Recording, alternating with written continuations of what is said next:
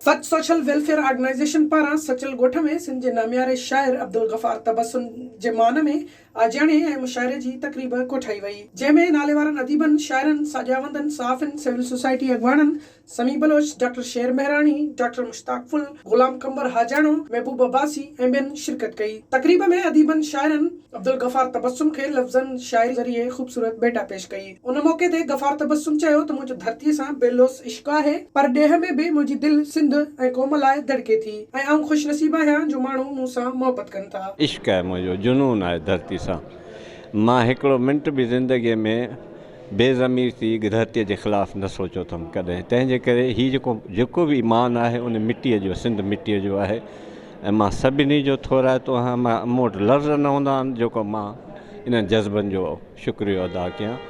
उते बि हुउसि त पल पल मुंहिंजो सॼो साह, सॼी तंदु लूंहं, सॼी लॻार जेका आहे सिंध सां अटकियल हुई। मजबूर ई रहियल हुउसि, पेंडामिको सरहदूं बंदि हुयूं, जहाज़ बंदि हुआ, त पर मां हेॾो अर्सो ज़िंदगी में रहियो न आहियां, पर मां हिकु हिकु पल लुछी पंहिंजे सिंध जे लाइ। वहाब सुमरो, गुलाम कंबर हाजाणो, महबूब अब्बासी ऐं ॿियनि चयो त अब्दुल गफ़ार तबस्सुम हिकु अवामी शाइर आहे। संदसि शाइरी आम माण्हुनि जे एहसासनि जी तर्जुमानी आहे। हुन सदाईं हुस्न खे ॻायो आहे। अॼु जेको असां प्रोग्राम रखियो तमामु हिकिड़ो माना कचई जो प्रोग्राम हो, त साईं चयो पर वेही कचई कंदासीं, त मां चयो साईं तव्हांजे कचई जे लाइ जॾहिं फेसबुक ते रखंदासीं त लाज़मी समय मां हूंदा ऐं उहो सबूत आहे त साईं सां आवाम केॾी मोहबत थो करे।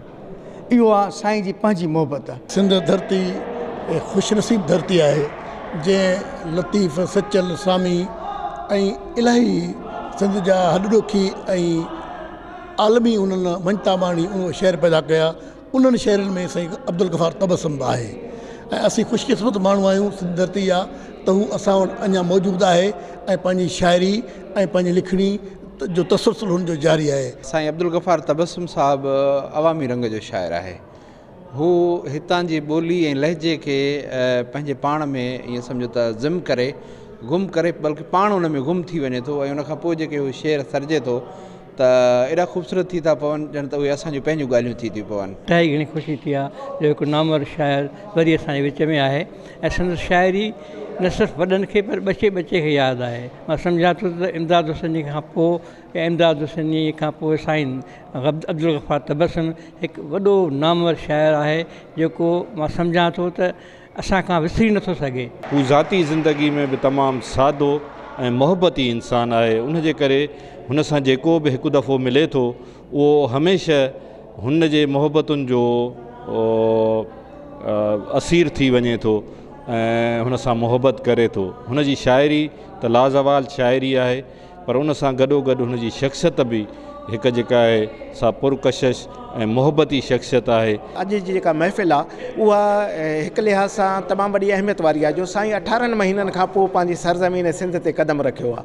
हीअ 18 महीननि ताईं अमरीका में हुया ऐं वरी इहे बीमारी जेको कोरोना वारो सिलसिलो थियो उनजे करे हू सिंध लाइ तमामु आता हुया। असुल में गफ़ार सां मुंहिंजा हिकिड़ा डिघा सफ़र बि, हिकिड़ो अमेरिका में सफ़र बि गुज़रियो ऐं ॿियो सिंध में बि माना मुख़्तलिफ़ मौक़नि ते असां तमामु घणो मिलंदा रहियासीं।